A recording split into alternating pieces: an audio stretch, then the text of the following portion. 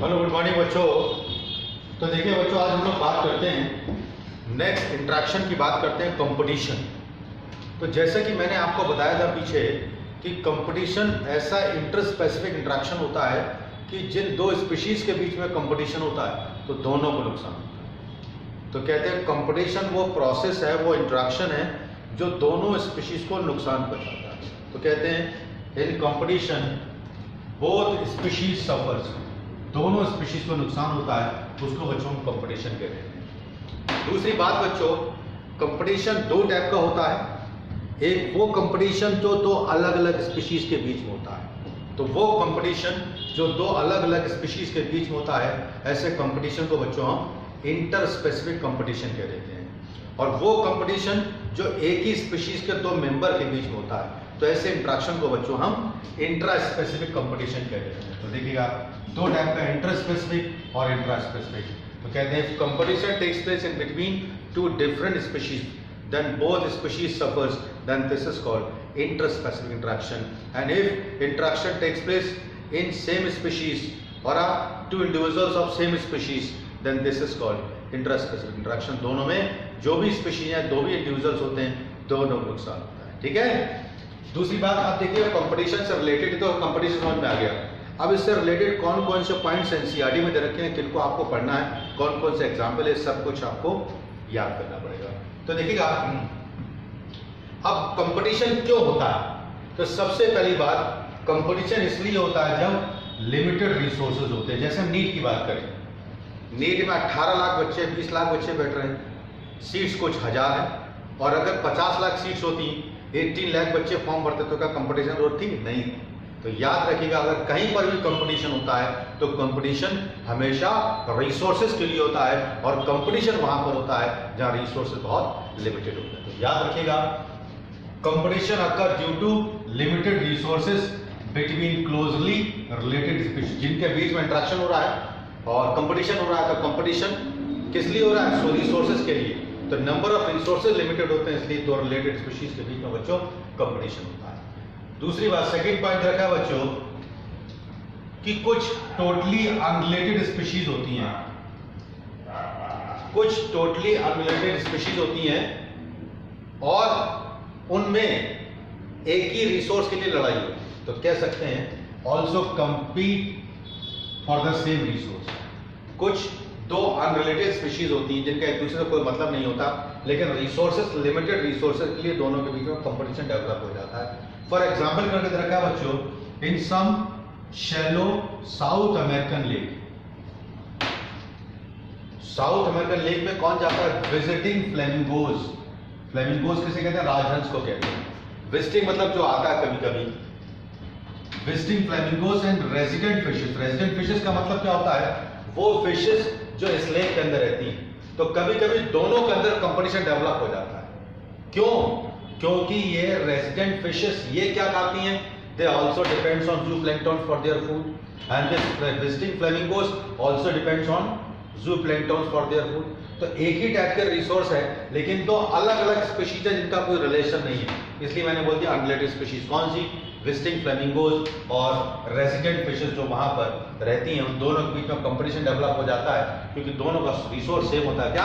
Both depends on जूप्लैंक्टन। ये भी competition develop होता है, जिसकी वजह से दोनों को नुकसान होता है। समझ में आ गया?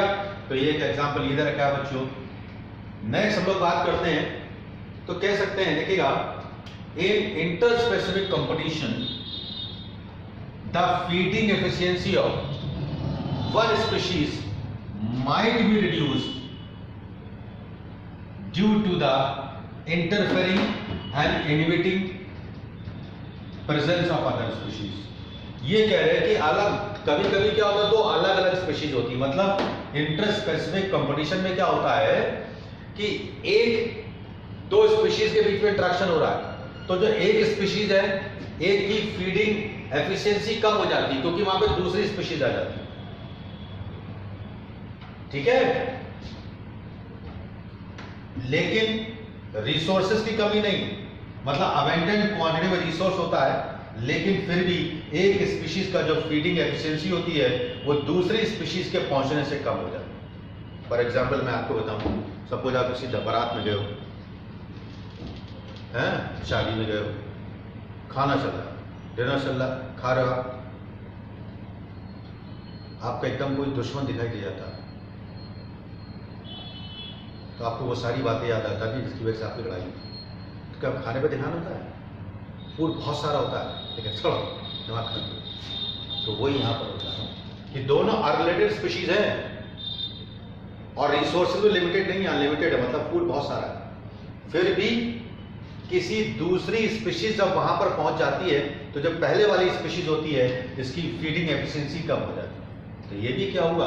This is also the competition. तो क्या लिखा मैंने? In interspecific competition the feeding efficiency of one species might be reduced due to the interfering and inhibiting presence of other species. फिर लिखा मैंने although the resources are available. अब इसका example दे रखा है बच्चों एनसीईआरटी में, उसकी बात करता हूं। तो कह सकते हैं after the introduction of goat in a Galapagos island. एक आइलैंड है जिसे कहते हैं गैलोफेगस, मतलब जहां बड़ी बड़ी ग्रासेस होती हैं, तो वहां पर अपने बकरी को इंट्रोड्यूस कर दिया। The Amendoin tortoise became extinct within the decade due to greater browsing efficiency of the food. मैंने क्या कह दिया कि आइलैंड है जिसका नाम है गैलोफेगस आइलैंड, जहां पर बड़ी बड़ी घासेस होती हैं और उन ग्रासेस के अंदर छुपा रहता है टॉर्टवाइस, जैसे कहते हैं एमेंडोइन टॉर्टवाइस, उनमें छुपा रहता है। हमने वहां बकरी को छोड़ दिया तो बकरी ने क्या करा? बकरी घास चरती है, उन्होंने तेजी से घास को चरना शुरू किया, जिसकी वजह से टॉर्टवाइस को नुकसान नहीं पहुंचाया, लेकिन टॉर्टवाइस कहां छुपता था? घास के अंदर छुपता था। अब सारी घास को चर दिया, इतनी तेजी से घास चरती थी, घास ग्रो ही नहीं हो पाती थी, पूरी घास खा गई बकरी, जिसकी वजह से एक्सपोज होकर उनके प्रीडेटर इनको मार दिया। तो कह देते हैं जिसकी वजह से इस टॉर्टवाइस की नंबर जो है कम हो गया, क्योंकि ब्राउजिंग एफिशिएंसी ज्यादा थी गोट की, वहां सारी घास चल गई। तो दोनों अलग अलग स्पीशीज हैं, रिसोर्सेज बहुत है, कोई मतलब नहीं है, फिर भी जो पहले से स्पीशीज थी उसका नंबर आने वाले समय बहुत कम हो। तो ये इसका एग्जाम्पल हो गया। तो फिर से सुनिएगा मैंने क्या लिखा? After the introduction of goat in Galapagos island. Galapagos island पर हमने गोट को इंट्रोड्यूस कर दिया, जिसकी वजह से the Amendoin tortoise became extinct. ये टॉर्टवाइस एक्सटिंक्ट हो गया विद इन अ डिकेड, करीब आने वाले 10 साल में। क्यों? Greater browsing efficiency of the goat, क्योंकि बहुत तेजी से घास चरना शुरू किया किसने? गोट ने, इसलिए ऐसा हुआ। समझ में आ गया? नेक्स्ट रखा बच्चों कॉम्पिटिटिव रिलीफ। ये कभी कभी अपने आप में एक टर्म आ जाते हैं कि बताइए कॉम्पिटिटिव रिलीफ क्या होता है। ये नहीं पूछे कंपटीशन क्या होता है, कि कॉम्पिटिटिव रिलीफ क्या होता है। तो देखिएगा, तो कॉम्पिटिटिव रिलीफ क्या होता है? तो बोल देते हैं a phenomena of a species whose distribution is restricted to a small geographical area because of the presence of competitive superior species. It is found to be expanded and its distributional range dramatically when the competitive species experimentally rule. मैं क्या कर रहा हूँ? नाम है देखो competitive release, नाम से इसका काम लग रहा है कि क्या कह रहा है कि बच्चों कि कोई एक स्पीशीज है, कोई एक स्पीशीज है, वो एक पर्टिकुलर जगह में कहते हैं ये एरिया है, इसके अंदर एक स्पीशीज रहती है, ठीक है, ये स्मॉल जियोग्राफिकल एरिया है, यहाँ पर ये स्पीशीज रहती है, ठीक है। अब सॉरी, इसके बाद इसकी बात यह है कि इसके बाद ये बाहर क्यों नहीं बढ़ती? क्योंकि बाहर कंपेटिटिवली दूसरी स्पीशीज है जो कि इससे सुपीरियर है, जिसकी वजह से ये स्पीशीज अपने एरिया को एक्सपेंड नहीं कर पाती। लेकिन कुछ ऐसा होता है, ड्रामेटिकली चेंज होते हैं, क्योंकि जो स्पीशीज जो होती है, भाई हमने कह दी जो स्पीशीज के आसपास घूम रही थी, किसी वजह से ये चली गई या किसी वजह से मर गई या किसी वजह से नंबर कम हो गया, तो अब इस स्पीशीज का फैल खत्म हो जाएगा किससे? इससे, तो ये ड्रामेटिकली अपने एरिया को बढ़ा लेगी। तो इस प्रोसेस को हम कॉम्पिटिटिव रिलीज कहते हैं कि कंपटीशन था अब रिलीज हो गया। क्यों? जिससे कंपटीशन था वही मैदान छोड़ गया। समझ में आ रहा है मैं क्या कह रहा हूँ? कि कोई दो स्पीशीज है, एक स्पीशीज थोड़ी कमजोर है, वो एक पर्टिकुलर जियोग्राफिकल एरिया में रहती है, ज्यादा नहीं फैल पाती क्योंकि इससे सुपीरियर स्पीशीज उसके आसपास होती है। लेकिन कुछ ऐसा होता है कि सुपीरियर स्पीशीज का नंबर कम हो जाता है अपने आप, और जो इंफीरियर थी वो एक्सपेंड होती चली जाती है। तो इस प्रोसेस को बोल देते हैं कॉम्पिटिटिव रिलीज, ठीक है। तो बच्चों यही मैंने लिखा हुआ है, मैं आपको बता दूं,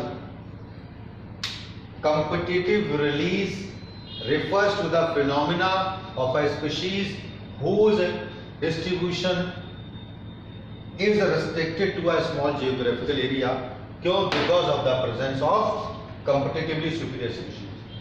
It is found to expand its distributional range dramatically when the competitive species expanded. मतलब किसी वजह से खत्म हो जाती है, समझ लो, सिंपल सी बात है यार, तो उस प्रोसेस को competitive रिलीज कह देते हैं।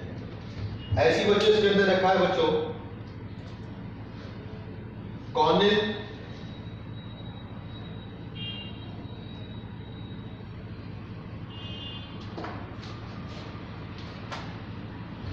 अलाइनमेंट फील्ड एक्सपेरिमेंट, इसकी बात करता हूं।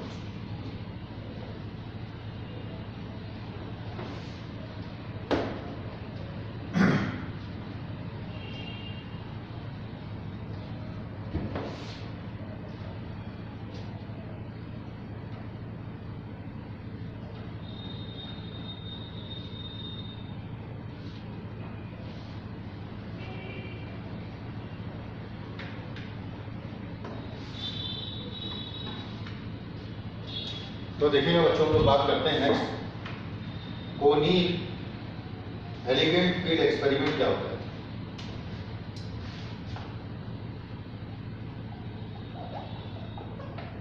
कोनील elegant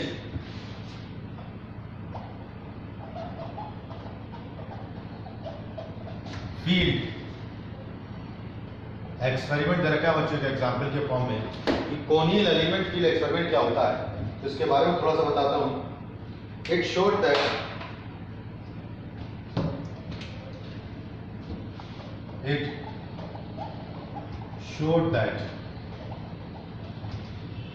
on the rocky sea coast of Scotland, on the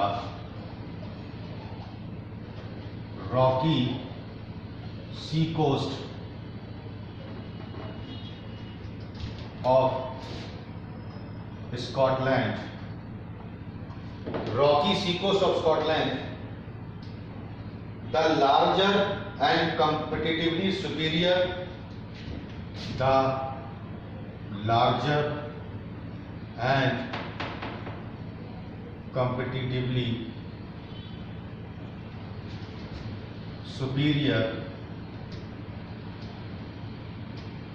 branchial, larger and competitively superior branchial barnacle होता है ये barnacle, superior barnacle balenus, इसका नाम है balenus, dominates, ये बच्चों डोमिनेट करता है, dominates the intertidal area, the intertidal area and exclude, remove कर देता बच्चों किसको, the smaller बार्नेकल्स, the smaller barnacle. Smaller barnacle का नाम क्या होता है बच्चों, कैथेमस, कैथेमेलस, CHATHEMELUS,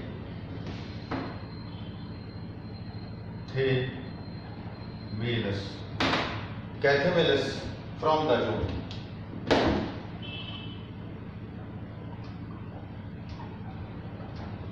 तो कॉनिल नाम का साइंटिस्ट ने उसके बारे में बताया था। तो देखिएगा इस एक्सपेरिमेंट में क्या कहा गया है, इन्होंने कहा गया था रॉकी सी कोस्ट है, कौन सा, रॉकी सी कोस्ट है बच्चों, कहां पर है, स्कॉटलैंड में, जहां पर एक बड़ा और सुपीरियर बार्नेकल होता है, इसका नाम है बैलेनस। इस सी कोस्ट के अंदर एक सुपीरियर बार्नेकल, ऐसे कहते हैं बैलेनस, ये डोमिनेट करता है, dominate the intertidal area. Intertidal समझते हो जहाँ हल्का गंदा पानी होता है, वहां पर ज्यादा ये मिलेगा। क्यों मिलेगा, क्योंकि ये डोमिनेट होता है, तो इससे जो मतलब कहते हैं इंफीरियर स्पीशीज होती है, इंफीरियर बार्नेकल छोटा और इंफीरियर बार्नेकल होता है, जिसे कहते हैं कैथेमेलस होता है, तो इस इंटरटाइडल एरिया से रिमूव कर देता है। समझ में आ गया? तो मैंने क्या बोला, ये स्पीशीज डोमिनेट होती है, डोमिनेंट होती है, जिसकी वजह से जो इंफीरियर स्पीशीज होती है, जिस एरिया में जो रहता है, तो उस इंफीरियर स्पीशीज को वहां से निकाल देता है। इस एक्सपेरिमेंट को बोल देते हैं कॉनील एलिगेंट फील्ड एक्सपेरिमेंट। ये कॉनील नाम के साइंटिस्ट ने दिया था, इसलिए इसे बोल देते हैं कॉनील एक्सपेरिमेंट। ठीक है, नेक्स्ट हम लोग बात करते हैं बच्चों, इसी में आता है गाउस कॉम्पिटिटिव एक्सक्लूजन प्रिंसिपल।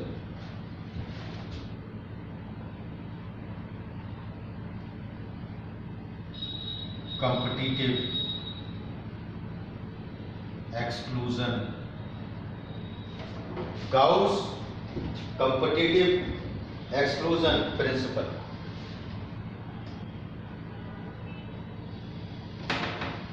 ये क्या होता है? तो ये भी एक नंबर, ये भी अलग पूछा जाता है बच्चों कि कॉनील एलिगेंट फील्ड एक्सपेरिमेंट क्या होता है, ऐसे पूछा जाता है गाउस कॉम्पिटिटिव एक्सक्लूजन प्रिंसिपल क्या होता है। तो देखिएगा, this state that this states that two closely related species sorry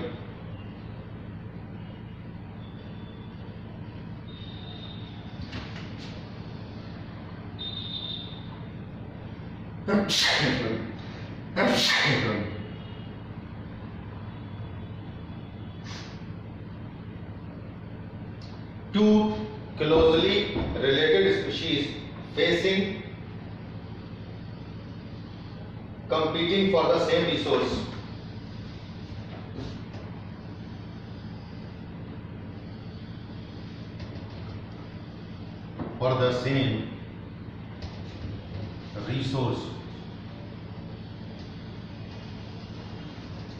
competing for the same resource cannot coexist indefinitely.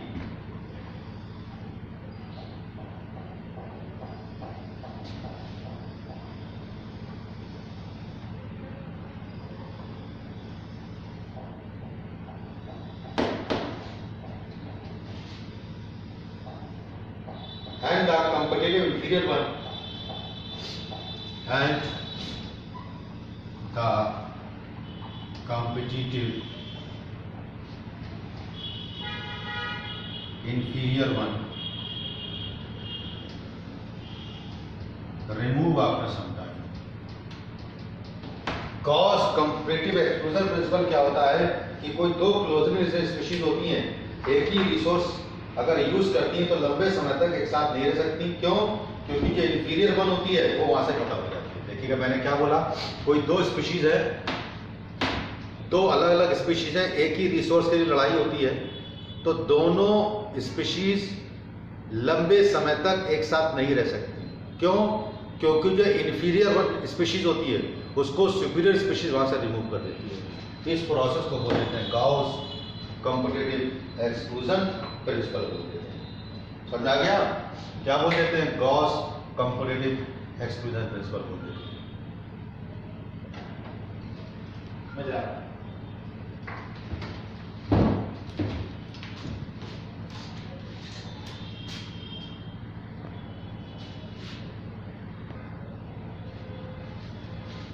समझ में आ गया बच्चों? अब इसके बाद बात करते हैं बच्चों रिसोर्सेस पार्टीशनिंग, इसी के अंदर आता है बच्चों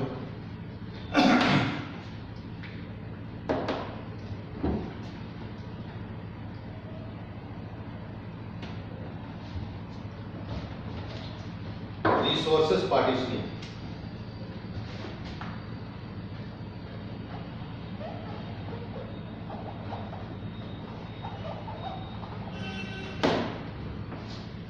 रिसोर्स पार्टीशनिंग मतलब रिसोर्सेज को हम क्या कर लेते हैं? डिवाइड कर लेते हैं। क्या होता है बच्चों, कैसे एक्सप्लेन करेंगे? तो पहले मैं इसकी बच्चों डेफिनेशन बताता हूं। तो कह सकते हैं the phenomena in which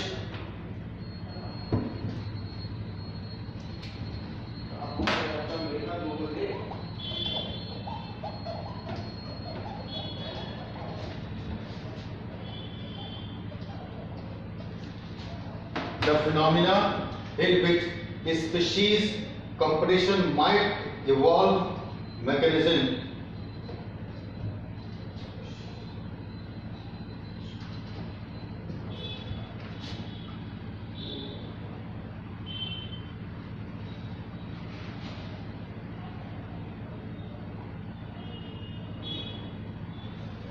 species facing competition might evolve mechanism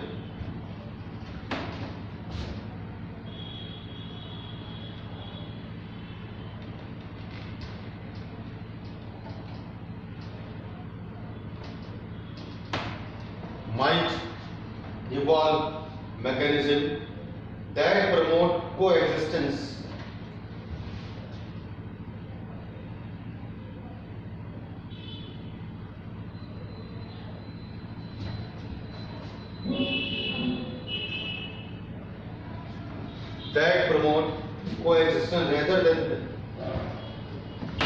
rather than exclusion.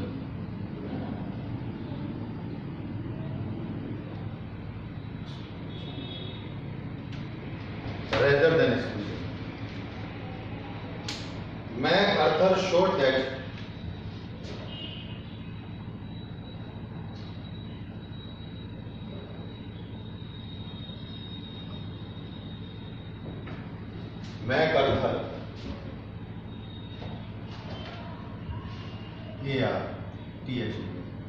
MacArthur showed that five closely related species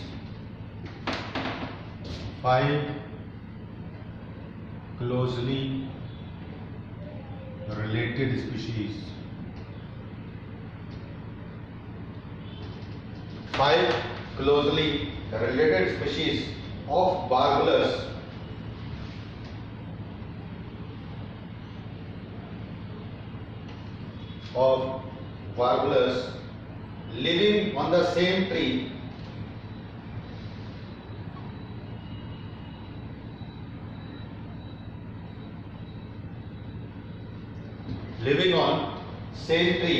were able to avoid competition.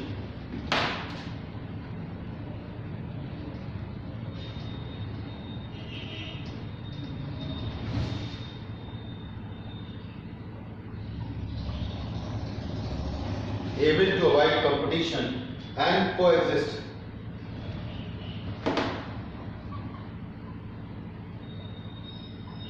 Due to behavioral differences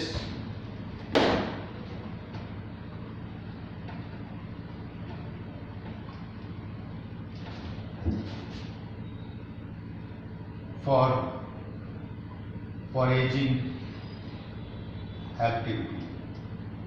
हाँ देखिए, मैं आपको समझाता हूं। रिसोर्स पार्टीशनिंग क्या होता है? कोई दो स्पीशीज हैं, एक ही टाइप के रिसोर्सेज का यूज करती हैं, तो उनके बीच में कंपटीशन डेवलप हो जाता है। तो इस कंपटीशन डेवलप हो जाता है, तो आने वाले समय में वो सब एक्सटिंक्ट हो जाएंगे, क्योंकि कंपटीशन में दोनों को नुकसान होता है। तो इस फिनोमेना में क्या कहा गया? Resource partitioning. अगर कोई स्पीशीज है सेम रिसोर्स पे डिपेंड करती है, रिसोर्सेज उनके सेम होते हैं, तो क्या कर देते हैं कि भाई जैसे मैंने कह दिया, मैं इस रिसोर्स को सुबह 7 बजे से 10 बजे तक यूज करूंगा, तुम 10 से 12 यूज करोगे और तुम 1 बजे से शाम 5 तक यूज करोगे, तो कंपटीशन कम हो जाएगा। तो क्या इसी को बोल देते हैं हम कि जो उनकी एक्टिविटी होती है, बिहेवियरल होता है, उन्हें डिफरेंसेस कर देते हैं, मतलब उनके टाइम पीरियड को बदल देते हैं, जिसकी वजह से कंपटीशन खत्म हो जाता है। तो इसलिए कहते हैं इसको रिसोर्स पार्टीशनिंग। ठीक है, तो इसके लिए इन्होंने मैकआर्थर ने बच्चों इसको एक्सप्लेन किया था। इन्होंने क्या कहा था? 5 क्लोजली रिलेटेड स्पीशीज होती हैं, किसकी? वार्बलर की 5 स्पीशीज होती हैं। ये पांचों एक ही ट्री पर रहती हैं, लेकिन इनमें कंपटीशन डेवलप नहीं होता, but able to avoid competition, और एक साथ रहती हैं। क्यों? ये अपने बिहेवियर और फॉरेजिंग एक्टिविटी का टाइम पीरियड बदल लेती। मैंने क्या बोला? तुम इस रिसोर्स को रात में यूज करोगे, मैं दिन में करूंगा, मैं इतने बजे से इतने बजे करूंगा, तो अपने टाइम पीरियड बदल लेते हैं, जिसकी वजह से उनमें कंपटीशन डेवलप नहीं होता और वो सारी एक साथ सर्वाइव करती हैं। तो इस प्रोसेस को हम रिसोर्स पार्टीशनिंग कहते हैं। तो देखिएगा ये था कंपटीशन बच्चों। कंपटीशन सिंपल सी बात कर सकते हैं कि नहीं, दो स्पीशीज के बीच में होता है और दोनों को नुकसान होता है। लेकिन जो मैंने बताया रिसोर्स पार्टीशनिंग, एक्सक्लूजन प्रिंसिपल, तो दो नंबर के क्वेश्चन बोर्ड में आ जाते हैं, तो इसको यही याद रखना और यही एग्जाम्पल जो एनसीईआरटी को आपको याद, ठीक है।